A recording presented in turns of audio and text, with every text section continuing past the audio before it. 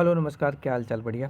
आज हम बजट से रिलेटेड जितने भी एमसीक्यू हैं जो कि आपके एग्ज़ाम के लिए इम्पोर्टेंट साबित होने वाले हैं उन सबको एक एक करके डिस्कस करेंगे। ठीक है, तो आइए देखते हैं। पहला प्रश्न है, संविधान के किस अनुच्छेद में वार्षिक बजट का उल्लेख है? क्या संविधान के किस अनुच्छेद में वार्षिक बजट का उल्लेख है?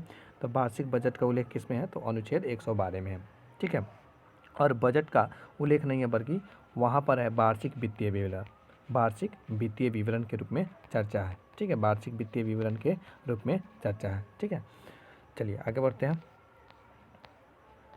सेकंड प्रश्न है, भारत में केंद्रीय बजट कौन पेश करता है? केंद्रीय बजट कौन पेश करता है? तो केंद्रीय बजट ऑप्शन ए है राष्ट्रपति, ऑप्शन बी है प्रधानमंत्री, ऑप्शन सी है वित्त मंत्री या फिर ऑप्शन डी है लोकसभा के अध्यक्ष। तो जो भारत में केंद्रीय बजट कौन पेश करता है? तो वित्त मंत्री पेश करता है। अब इन वित्त मंत्री कौन है? तो निर्मला सीतारमण है। कौन?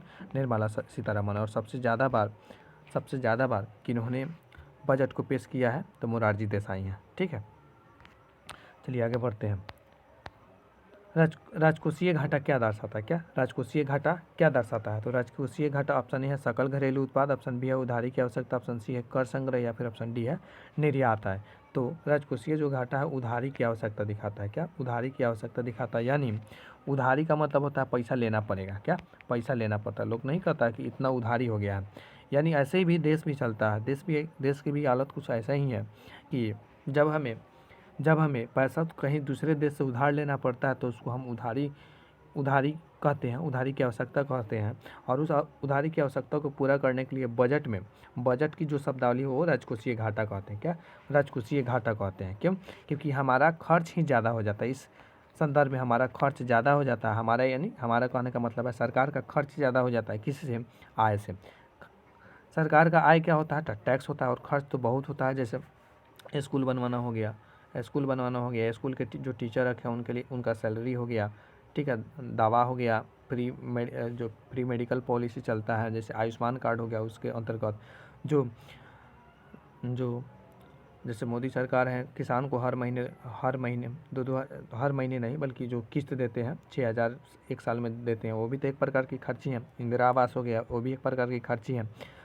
तो जब खर्च ज़्यादा हो जाता है, आय कम हो जाता है, तो उस संदर्भ में हम उसको क्या बोलते हैं? राजकोषीय घाटा बोलते हैं। और राजकोषीय घाटा क्या दर्शाता है? तो उधारी की आवश्यकता को दर्शाता है। ठीक है, अगला प्रश्न है, वित्तीय वर्ष किस दिन से शुरू होता है? ऑप्शन ए है 1 जनवरी, ऑप्शन बी है 1 अप्रैल, ऑप्शन सी है 1 जुलाई या फिर ऑप्शन डी है 1 अक्टूबर। तो जो वित्तीय वर्ष है 1 अप्रैल से 31 मार्च तक चलता है। क्या? वित्तीय जो वर्ष है 1 अप्रैल से 31 मार्च तक चलता है। ठीक है, वित्तीय वर्ष 1 अप्रैल से 31 मार्च तक चलता है। नेक्स्ट प्रश्न है, बजट में कर और गैर कर राजस्व किस श्रेणी में आते हैं? बजट में क्या है? बजट में कर और गैर कर राजस्व किस श्रेणी में आते हैं? ऑप्शन ए है राजस्व बजट, ऑप्शन बी है पूंजी बजट, ऑप्शन सी है ब्याज भुगतान या फिर ऑप्शन डी है राजकोषीय घाटा। इसका सही जवाब है राजस्व बजट। इसका सही जवाब है क्या? राजस्व बजट। और चलिए आगे बढ़ते हैं।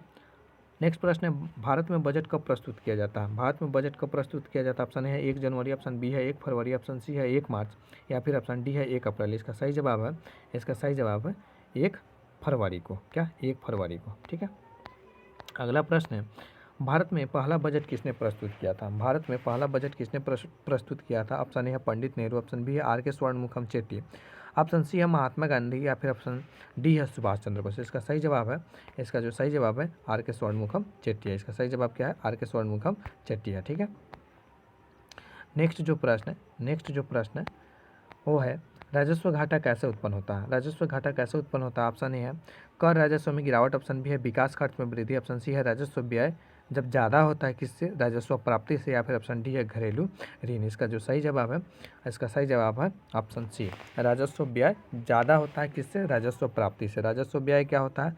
तो वैसा व्यय जो एक साल में खर्च होने वाला है, और राजस्व प्राप्ति क्या होता है? वैसा प्राप्ति जो कि एक साल में प्राप्त होने वाला है।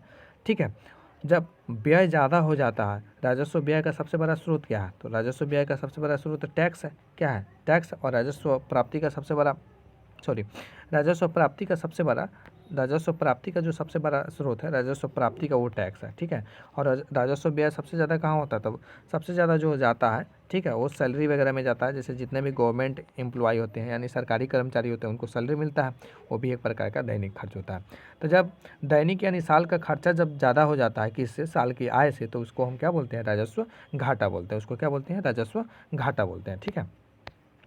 चलिए, बजट की स्वीकृति के लिए किसकी मंजूरी आवश्यक है। ऑप्शन है राष्ट्रपति, ऑप्शन बी है राज्यसभा, ऑप्शन सी है लोकसभा, ऑप्शन डी है कैबिनेट। किसकी स्वीकृति की मंजूरी की आवश्यकता होती है, तो इसका सही जवाब ऑप्शन सी यानी लोकसभा की स्वीकृति आवश्यक होता है। क्या, लोकसभा की स्वीकृति आवश्यक होता है।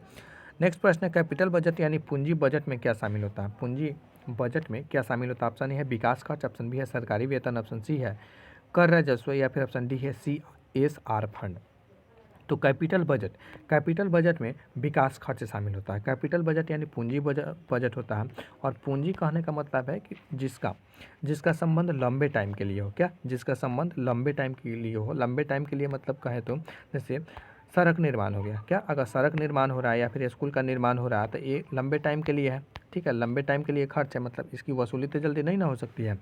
तो या फिर कहीं से उधारी ले लिया गया तो पैसा तो प्राप्त हो जाएगा आपको। मान लीजिए कहीं अमेरिका से हमने मान लीजिए $500 मिलियन डॉलर हमने उधार ले लिया, $500 मिलियन उधार ले लिया, तो पैसा तो आ गया, अभी तो देना है नहीं, अगले साल तो देना नहीं है। हाँ, ब्याज चुकाना रहता है। क्या, हर साल ब्याज उसका चुकाना रहता है, लेकिन ऐसा पैसा बहुत, जैसे हमारे देश में बुलेट ट्रेन चाहिए, तो बुलेट ट्रेन चाहिए तो हमने क्या किया, जापान से पैसा लिया, तो पैसा थोड़े है कि अगले साल देना है, पैसा नहीं देना है, लेकिन इंटरेस्ट देना है। तो इस प्रकार के जो खर्चे होते हैं, मतलब जो जिनका वैसा योजना जिनका प्रभाव लंबा समय के लिए रहता है, जैसे 10 साल 15 साल कम से कम 5 साल, तो उस टाइप के बजट को हम क्या बोलते हैं, कैपिटल बजट या फिर पूंजी बजट बोलते हैं, ठीक है। चलिए आगे बढ़ते हैं, बढ़ते हैं। लगता है स्लाइड समाप्त हो गया। चलिए इस सेशन में इतना ही, मिलते हैं अगले सेशन में। तब तक पढ़ते रहिए, बढ़ते रहिए, अपना और अपनों का ख्याल रखिए। हाँ, इससे ज़्यादा और क्वेश्चन चाहिए तो बताइएगा, हम आपके लिए और क्वेश्चन लाएंगे, इंपॉर्टेंट क्वेश्चन लाएंगे। तब तक जय हिंद।